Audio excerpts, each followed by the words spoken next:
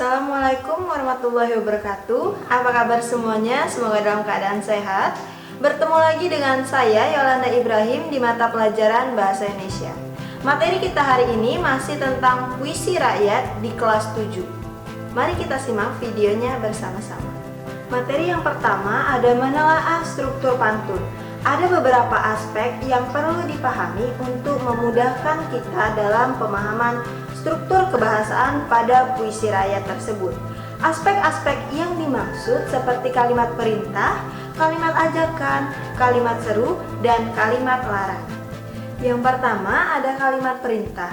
Kalimat perintah adalah kalimat yang berisi atau bermaksud memberi perintah atau suruhan.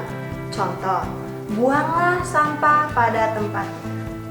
Kalimat saran adalah kalimat yang berisi tentang saran kepada orang lain untuk kebaikan orang lain.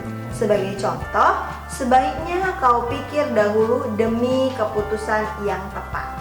Selanjutnya ada kalimat ajakan. Kalimat ajakan adalah kalimat yang berisi ajakan kepada orang lain untuk melakukan sesuatu percobaan.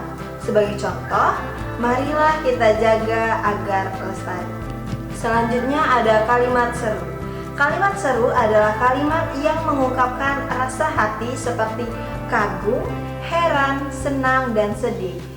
Contoh katanya ada alangkah, betapa, dan bukan main. Contoh kalimatnya, alangkah indahnya alam Indonesia ini.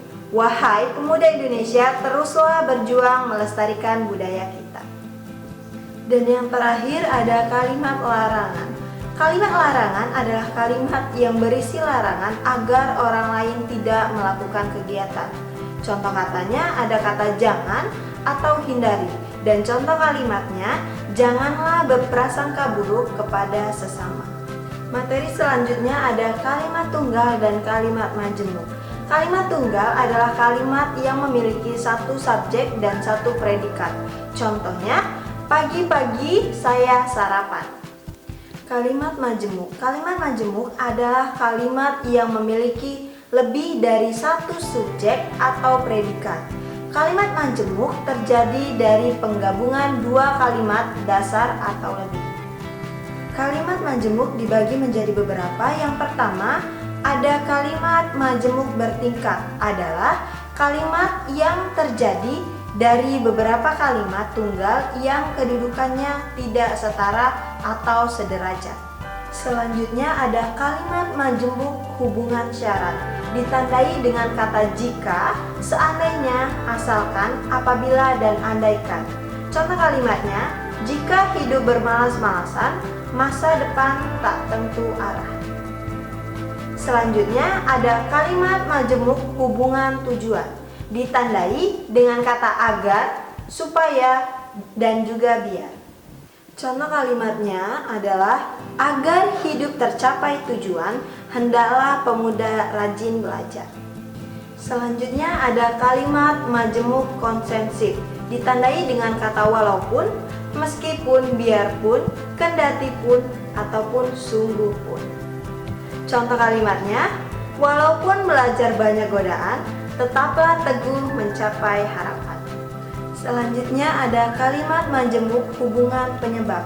Ditandai dengan kata sebab, karena, ataupun oleh karena. Contoh kalimatnya, hari ini aku bersedih karena berpisah dengan sahabat. Selanjutnya ada kalimat majemuk hubungan perbandingan. Ditandai dengan kata ibarat seperti bagaikan, laksana, sebagaimana, dan lebih baik.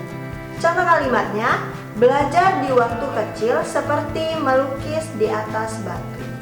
Selanjutnya ada kalimat majemuk hubungan akibat. Ditandai dengan kata sehingga, sampai-sampai, dan juga maka. Contoh kalimatnya, Dian belajar begitu keras sehingga dapat memenangi olimpiade itu. Dan yang terakhir ada kalimat majemuk hubungan cara. Contoh kalimatnya, dengan cara menjual koran, dia mendapatkan sedikit uang. Yang terakhir ada menelaah struktur dan kebahasaan gurindam. Kata penghubung yang sering digunakan pada puisi rakyat Yang pertama ada kata penghubung tujuan, merupakan kata penghubung modalitas yang menjelaskan maksud dan tujuan suatu acara atau tindakan, seperti kata supaya, untuk, agar, dan juga guna. Yang pertama ada kata penghubung sebab atau kausal, yaitu menjelaskan bahwa suatu peristiwa atau tindakan terjadi atas sebab tertentu. Contoh katanya ada sebab itu, karena, dan oleh karena itu.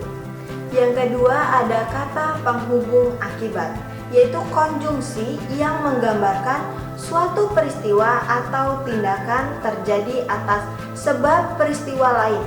Konjungsi yang dipakai adalah kata sehingga, sampai, dan juga akibatnya.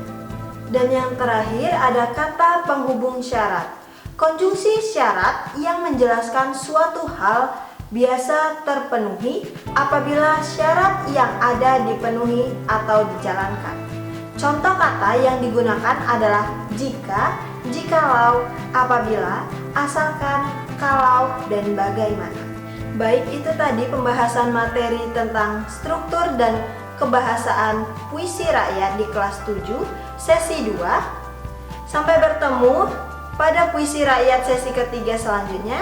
Saya akhiri. Wassalamualaikum warahmatullahi wabarakatuh.